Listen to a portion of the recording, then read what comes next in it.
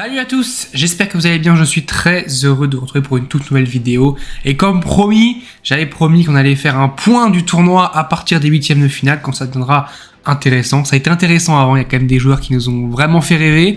Je pense à Andy Murray déjà qui a fait, même si c'était pas des grands matchs, on va dire, c'était pas comme il a fait à Dubaï, en battant quand même Zverev, Sonego, Lehechka en sauvant 5 balles de match. Là c'était Etcheverry et Albot, mais voilà, comme ça Andy Murray, il continue à nous faire rêver. Malheureusement, il s'est fait attraper par un autre Britannique, qui a déjà avant battu un autre Britannique. Vraiment, il est en train de tous les manger un par un, les Britanniques. Jack Draper, qui est le futur espoir, enfin en tout cas l'espoir, pas le futur espoir, parce que le futur espoir c'est un petit peu la même chose, l'espoir britannique, ou le futur du tennis britannique, voilà, qui va jouer son 8ème de finale contre Carlos Alcaraz. Très intéressant, vraiment match très intéressant. Alors je suis déçu à titre personnel de ne pas avoir Andy Murray Carlos Alcaraz, mais Draper Carlos Alcaraz c'est quand même très très intéressant. La patte gauche de Draper qui vraiment joue très très bien, il va rentrer en top 50, donc à suivre, vraiment, c'est un joueur vraiment à suivre. J'avais dit qu'il allait enquiquiner Evans, même le battre, il l'a battu, et il peut enquiquiner un joueur comme Alcaraz, qui n'a pas fait un excellent premier set contre Expour, mais après ça a été, il a quand même largement de la marche contre Kokinakis aussi. Il a dit qu'il fallait pas s'inquiéter après ce qui s'était passé pas à Acapulco mais à Rio, à Rio, il fallait pas s'inquiéter, même si c'était un petit peu blessé à Rio, il fallait pas s'inquiéter, contrairement à Tsitsipas, là il fallait s'inquiéter, et on s'est inquiété au vu de son match contre Thompson. Mais donc voilà, Alcaraz qui, mine de rien, il est à 3 matchs. Il a 3 matchs de récupérer sa première place mondiale, donc à suivre ce qui va se passer. Il a 4 matchs du titre.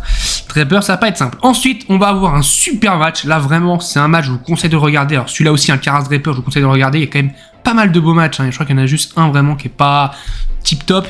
Mais voilà, Tommy Paul contre Felix Auger-Aliassime, c'est vraiment un super match, je pense. Parce que Tommy Paul joue très très bien depuis le début de saison. Demi-finale à l'Open d'Australie. Finale à Acapulco. Il avait fait un énorme match contre Taylor Fritz. Il joue vraiment très très bien. Et puis là encore, il bat, je trouve, au premier tour. Honnêtement, je trouve, depuis quelques temps, on l'a un petit peu perdu de vue. Il est passé par les qualifs. Il a réussi à se qualifier, mais ensuite, un peu compliqué. Et il a surtout battu Hurkacz en 3-7, 4-7 c'est pas possible. En 3-7, mais vraiment, voilà, un très bon match encore de la part de Tommy Paul, qui continue à progresser, je trouve, de plus en plus. Honnêtement, depuis un an, c'est quand même pas mal du tout ce qu'il est en train de nous pondre, l'américain. Et je trouve, voilà, il y a quand même une émulation de tennis américain. Je sais pas si c'est grâce à Taylor Fritz qui a remporté Indian Wells l'année dernière, et donc du coup peut-être ça fait une émulation américaine, peut-être, parce qu'après on a eu quand même la demi-finale de Tiafoe à l'US Open, on a eu la demi-finale de Tommy Paul à l'Open d'Australie, on a Ben Shelton qui est en train de progresser de plus en plus, donc je pense qu'il y a quand même une émulation qui se passe aux États-Unis, et c'est plutôt pas mal, sachant que les États-Unis veulent toujours être les numéro 1.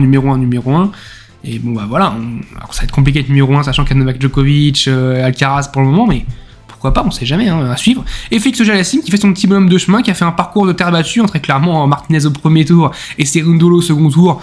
C'est clairement, la surface est ultra lente, il y a même, elle est presque même plus lente que des surfaces sur terre battue, notamment je pense que Madrid, qui est quand même une surface assez rapide sur terre battue, je pense qu'à Madrid c'est plus rapide que là à Indian Wells, c'est vraiment très très lent. Il y a des sets qui durent 1h30, mais de partout. Alors Andy Murray qui fait un set d'1h30, c'est normal, mais un Felix Auger-Aliassime c'est plutôt, c'est quand même assez rare, voilà. Bref, mais je pense que ça peut être un super match. Vraiment, Tommy Paul, Felix Auger-Aliassime, vraiment ça peut être un super match, très sympa. Tous les 8e ils sont ce soir, donc ça peut vraiment être très sympa. On a Caro Garcia aussi, chez la dernière représentante française, hommes et femmes confondus, qui va jouer aussi cette nuit son 8e de finale. Fritz contre Fuxovic, ça aussi c'est un match intéressant, parce que Fritz, tenant du titre, c'est à suivre. Il a eu un match très compliqué pour le tour contre Ben Shelton, mais j'avais dit que ça allait être un match très très piège. Il a réussi à sortir, ensuite il a écrasé Baez facilement. Fuxovic, il fait son petit moment de chemin, il a quand même explosé de Minor, il a battu Didi Wolf au premier tour, en ayant perdu le premier set 6-1, ensuite il explose de Minor et il bat Mochan. Donc voilà, ça peut être très sympa. Sinner, Wawrinka, voilà, Stan Wawrinka qui renaît un petit peu, c'est incroyable, vraiment. Wawrinka qui est la miniature de ma vidéo, il le mérite parce que franchement, ce qu'il fait, c'est dingue. Il bénéficie de son classement protégé, il a plutôt bien protégé son classement. Premier tour face à Vukic, 3-7, il va le chercher. Deuxième tour, premier set très compliqué contre Kekmanovic, il va le chercher quand même. Et là, ce troisième tour contre Rune, revanche de Bercy, il est en train de gagner 6-2, 6-3. Il sert pour le match à 5-3, il y a balle de match. Il perd ce deuxième set et on se dit, il va faire comme à Bercy, c'est pas possible, il va encore perdre une balle de match. Et non, il s'en sort, Wawrinka. D'ailleurs, Rune qui a eu un petit mot à la fin à Stan, qui lui a fait référence un petit peu ce qu'il avait dit quand il avait dit à la fin du match de Bercy, arrête de chouiner, arrête de comporter comme un bébé. Là, il lui a dit, t'as rien à dire cette fois. Mais ouais, un petit peu limite parce que Wawrinka après il a dit en conférence de presse aussi que Rooney commençait à se construire une réputation dans le vestiaire et qu'il pourrait le regretter plus tard. Donc à écouter, c'est un joueur comme Wawrinka, c'est quand même un joueur qui a du poids dans le vestiaire. Donc quand Wawrinka parle, souvent on l'écoute, hein, c'est pas Tabilo qui parle, pour tout le respect que j'ai pour Tabilo. Si Tabilo avait dit ça, je pense que ce serait vite passé sous les radars, mais Wawrinka qui dit ça quand même, faut peut-être un petit peu se poser des questions, surtout que Rooney en plus, à Bercy, Wawrinka lui avait dit ça d'arrêter de chouiner, de se comporter comme un bébé, et il s'était bien comporté pendant tout le tournoi, qu'il a remporté en battant Novak Djokovic. S'il avait chouiné pendant le match contre Djokovic, jamais il remporte ce match. Il a eu un comportement exemplaire tout au long du tournoi de Bercy, à part le match contre Wawrinka, et il avait remporté. Donc voilà, maintenant il faut suivre un petit peu la voie de l'ancien Stan Wawrinka, un petit peu le vieux sage de ce circuit avec Andy Murray. Hein. Sinner aussi qui lui nous bat les Français, hein, il nous tue les Français un par un, Richard Gasquet au premier tour et Manarino au deuxième tour, voilà, et puis Stan Wawrinka qui est, pas français évidemment, mais il est pote avec plein de Français, hein, il est pote avec Benoît Paire, il est pote avec Kev Adams, donc est-ce qu'il va encore nous battre un francophone ? Sans doute, parce que je pense que ça va être dur pour ça, même si je trouve qu'il enchaîne bien quand même, parce que 3-7, 2-7 assez serrés et 3-7 là, il enchaîne vraiment bien. Première fois qu'il remporte 3 matchs depuis très très très longtemps, donc ouais, c'est plutôt pas mal pour Stan Wawrinka, vraiment. Continue comme ça, mais ça va être très dur. Ce Sinner, il joue vraiment très bien, il est toujours très régulier. Ensuite, le choc, sans doute. On est à 6 partout au niveau des face-à-face. En tout cas, c'est le choc, vraiment, ça aurait pu être un choc si jamais les deux étaient à 100%. On verra pour Alexander Zverev comment il est. Medvedev aussi, parce qu'il se plaint de la surface et... à juste titre, à mon avis, il se plaint de la surface.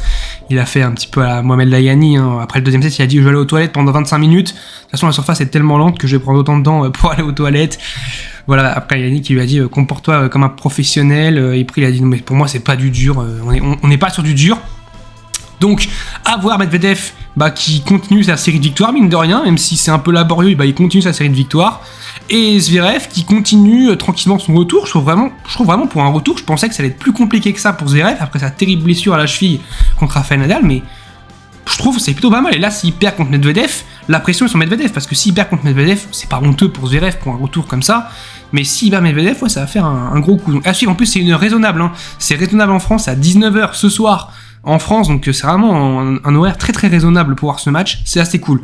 Ensuite pour moi peut-être le 8ème, le moins intéressant entre guillemets, même si ça se fait pas de dire ça, mais Davidovich Fokina qui a battu Kachanov d'ailleurs, c'est vraiment pas mal, contre Christian Garin qui a battu Ruud. Alors Ruud va ouvrir le débat parce que depuis le début de saison c'est catastrophique, il a pas enchaîné 2 victoires d'affilée depuis le début de saison, alors il a fait que 3 tournois je crois, mais il va falloir quand même commencer à ouvrir le débat parce que c'est un peu terrible ce qui se passe. Il a 600 points à les défendre à Miami, et après toute la saison sur Terre ça va être pas beau à voir si jamais il est pas à 100%. Donc Davidovich Fokina contre Christian Garin, on verra un petit peu ce match. Rublev-Norrie, match très très très intéressant. D'ailleurs Rublev qui passe bien les tests, hein. Comme j'ai dit, il avait vraiment un tableau pas facile. Les HK au premier tour déjà c'est compliqué, il l'a bien passé. Humbert qui avait battu Shapovalov, même si Shapovalov entre guillemets soit c'est tout dedans, soit c'est tout faute. Donc Rublev qui a bien passé le test Humbert.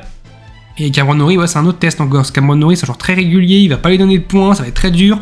Cameron Norrie qui continue toujours il paye pas de mine, mais il continue à être bon. Il était mené 7-6, 4-1 dans le match contre Darro Daniel, il a été le chercher. Bref, voilà, il paye pas de mine, mais en termes de britannique, c'est clairement le meilleur britannique depuis quelques années, hein, depuis 2021. C'est le meilleur britannique du circuit, donc voilà. Et puis dernier match, Tiafoe-Tabilo qui a bénéficié évidemment de la défaite de Tsitsipas, mais il a aussi vraiment battu Cressy, donc il a mérité avec un tie-break incroyable, remporté 15-13 dans le deuxième set, 2 tie-break évidemment contre Maxime Cressy.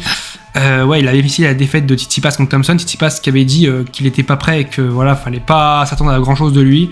Au moins il nous a pas menti. Il a tenu sa promesse, Stefanos Tsitsipas, mais bon. Après, je me dis, s'il est pas en condition, s'il est un peu blessé, pourquoi il va un petit peu faire Indian Wells et Miami au risque peut-être d'aggraver sa blessure et ne pas se préserver pour la terre battue? Je sais pas pourquoi.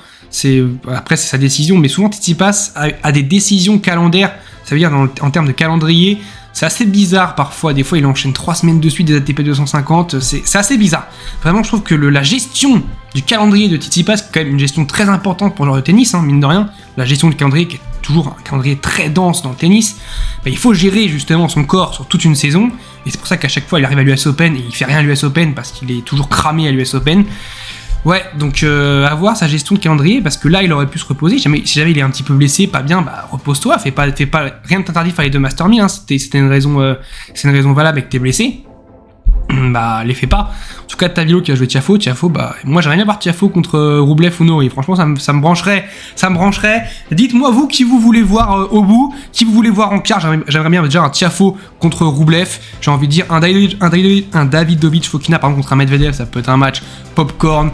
Un Yannick Sinner, malheureusement, je vois pas. J'aimerais bien Wawrinka, mais pour moi, Yannick Sinner va passer contre Taylor Fritz. Ça peut être aussi un match très très sympa.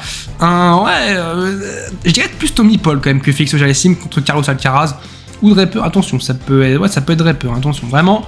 Bon, on verra. En tout cas, il y a quand même de très beaux matchs en perspective. Voilà. Je vous dis salut à tous. Profitez du tennis. Portez-vous.